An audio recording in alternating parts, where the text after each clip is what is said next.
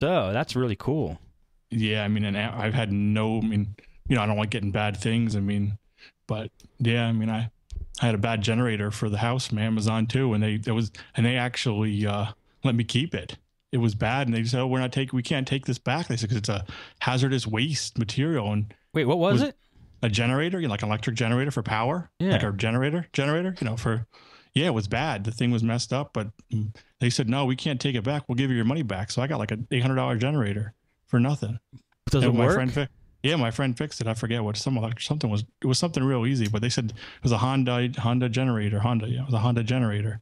Oh my But God, man. They said we can't take it back. It's hazardous material. We can ship it. I'm like, well, because somebody brings it on a truck. They bring it to your house. They bring it on a truck and all this stuff. So they said, no, we can't take this back. And I said, well, and they said, we'll give you your money back. I'm like, cool. So yeah, my friend fixed it. I think it was like $30. Did they send you another one?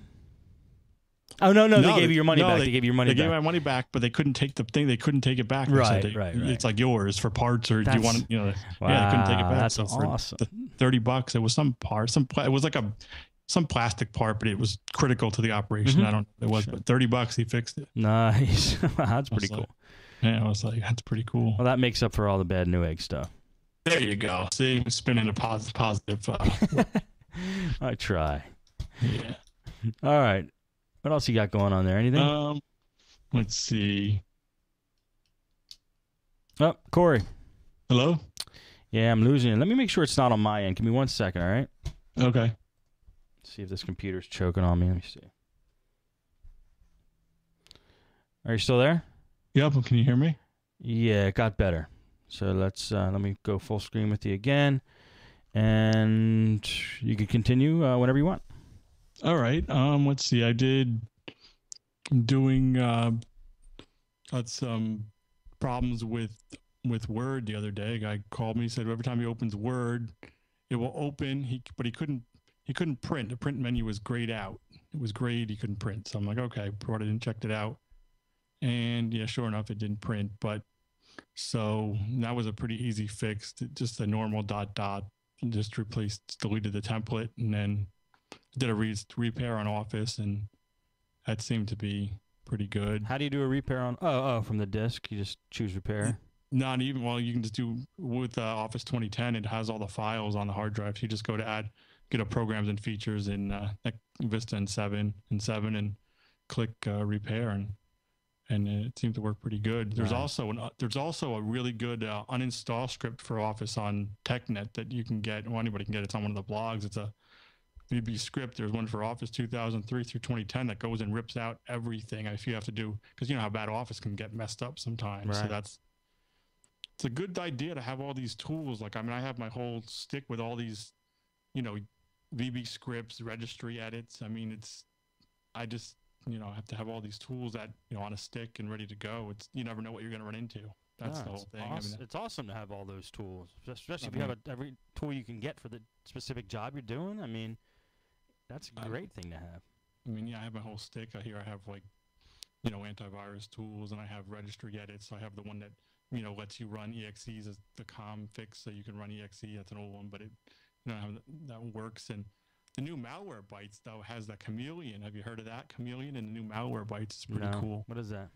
That basically runs an HTML CHM help file, but in there's links to run Malwarebytes with different extensions in case you can't run it, in case the spyware blocks it. So it has a PIF maybe, or a JPEG. It just runs them as different ways to run Malwarebytes to get around the malware. Really? Yeah, so that's their Malwarebytes Chameleon, they call it. Ah, so that's really cool.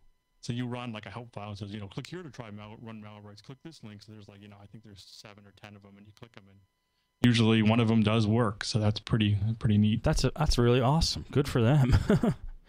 What other cool stuff are you using on your stick there? Your good tools. Using good old Process Explorer. So using that a lot. Sysinternals. Yeah. Another one. It was called. Let me see. It's called Mail. Get the right name here.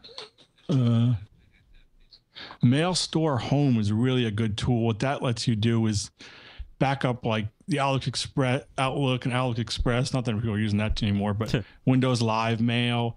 It lets you back up all the emails with one program. So it's kind of it will find the emails and kind of do like kind of what Fabs does in that respect, but it will find all the emails, and you can save individual emails. Like a guy had a corrupted PST, but it let me at least open it to get the emails he wanted. I mean, some of it was still unrecoverable. I tried to use the repaired, what is it? It's an MS, there's a repair PST. I forget what it is called now, but there's a repair PST, but it wouldn't repair. So I'm like, but this Mailstore Home, it's portable, and it did the job. It at least got the messages he wanted out. So wow, at least it worked. It's a really cool tool. Let's see what else we have here. We have, it's combo fix. Yeah, okay. Trying to think any other good repairs, that any other good. Gosh, man, I wish I had something to add. I don't know any other cool tools these days. I'm looking here. I'm just looking at this stick here and see what. Yeah, I mean, I know. Is it a stick is a stick locked? I mean, do you have a lock on it? Actually, I don't on this one, because what I do is I have it back I have a computer. I call it the AIDS computer. and I will like stick on it. It's not on my network, so what I'll do is I'll just format it, and it's an old Dell, I don't know, it's like one of these, I think it's a Dell 510. It's a little small little form factor machine. It's one of their AMD models that came out a couple of years ago. And I'll stick stuff into that, and then stick anything, and then I just wipe I run deep freeze on it, so can't really get infected. Reboot.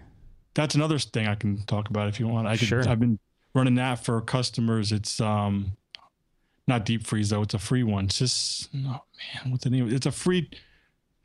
Not wipe. It's a steady state. No, no. That doesn't work on Windows 7. Oh man, where is that? It's probably the other stick that I left to my friends. But it's something with an SSY something. It basically, it will freeze the machine, and it will kind of do what steady state does. It will but it works in Windows 7. So for a lot of people that get infected a lot, I'll do that. I'll run that. They ask me, well, how do I stop getting? Well, I stop going to the sites, but right. The other alternative is say, well, you can install this tool, and it will, make a space on your hard drive, and it will, every time you reboot, you're back to where you were. I mean, the only thing is, if they save pictures, I have to, make a partition on the drive, or I usually tell them to get an external, and hopefully, you don't get infected. But that's been pretty popular, doing that. A lot of people, they don't want to keep calling for help. Sure. So, I mean, it gives you the satisfaction that you're doing the right thing. You're not, you're not saying, well, you can just call me every time. So there spreads the word, at least being honest, and being honest, and having solutions for people when they, so I kind of like doing that. So they know that I'm down to earth, and I'm not trying to get more money, as much money as I can. So that's been pretty good. And still, some people still Sandbox IE. I'm still recommending that. That's some people that works for. Just, you have to find the tool for the person. You know what I mean? That's what it comes down to. How easy is it to operate? I see. That's what I find. Really. Comes down to. I mean, something like Sandbox IE, well, maybe, some people don't, well, when I close it, it wants to do this, it wants to do I restore? Do I say, what do I say? Right. So it's finding the right tool for the person is really what it comes down to. Just trying things out. And yeah, you got to find the right fit. You got to just install something that they can handle. For some people, like you said, with Sandbox IE, when it asks you one thing, that might be enough to thoroughly confuse them, Yeah, it's one person called me, what do I do now? It's like, so. Interesting. Good stuff. Another thing I've been recommending for people too, people want to save like all their passwords to websites. So I've been recommending LastPass for people. That's been a pretty popular thing. I know it's old news, but a lot of people I've just started using. I was using RoboForm, but I use that now, and it seems a lot of people like that, because when they get new computers, at least they go, oh, how do I have all these passwords and stuff? So that seems to work pretty good. I've never used LastPass. Do you like it?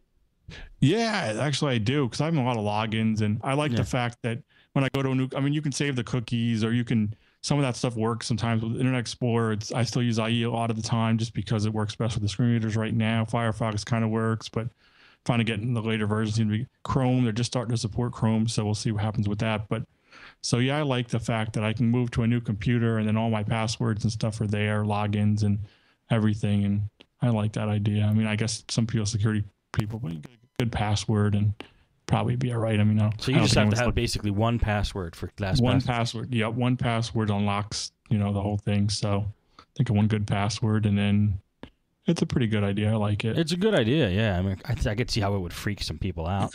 Oh, yeah. I'm not good. For the sake of sanity, it's probably a good idea to have. Like I told the one person the other day, like, well, I said, well, then don't save your bank password on that. I wouldn't recommend that. I don't do that myself. Don't save the password. But if it's like websites, like, I don't know, like people go to Twitter or go here or there, some passwords that you don't mind, then save them there. And so it's just whatever works for the person, really. Yeah. I always wanted to use it. Have not installed that yet. Chrome does a pretty good job of storing passwords. But, yeah, that's what I hear. Yeah, it does a pretty good job. Sometimes they'll all go away for some reason, but for the most part, it's good. That's cool. As long as Google's not taking them. Yeah, right. They'll be up somewhere in some Google search one day. Oh, my passwords. That would be awesome. Nobody do a Google search for my passwords, please. You want them back? You want them back? Buy $100 worth of AdWords right now. Yeah. Oh, man. Yeah. That's cool.